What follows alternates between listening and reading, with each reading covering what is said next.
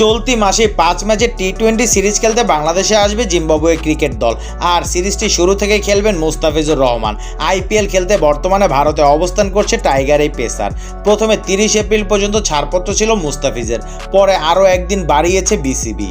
সব ঠিক থাকলে আগামী 2 মে বাংলাদেশে পৌঁছানোর কথা রয়েছে মুস্তাফিজের। টাইগার এই পেসারকে নিয়ে গতকাল বিসিবির cricket operation chairman Jalal Yunus কথা বলেছে। গণমাধ্যমে বিসিবির এই পরিচালক জানালেন, আইপিএল থেকে তার শেখার কিছু নেই।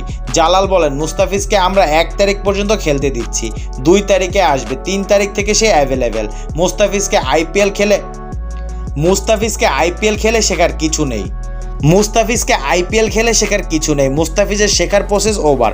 বরং মুস্তাফিজের কাছ থেকে শিখতে পারে আইপিএলে এমন অনেক খেলোয়াড় আছে, এতে বাংলাদেশের কোনো লাভ হবে না।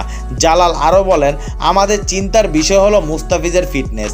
তারা চাইবে তার থেকে 100% নেয়ার জন্য। তার ফিটনেস নিয়ে তাদের মাথা ব্যথা নেই, আমাদের আছে।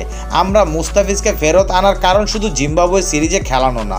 এখানে আনলে আমরা ওয়ার্কলোড দিয়ে ওকে প্ল্যান দিব, কিন্তু আইপিএলে থাকলে সেই প্ল্যান হবে না।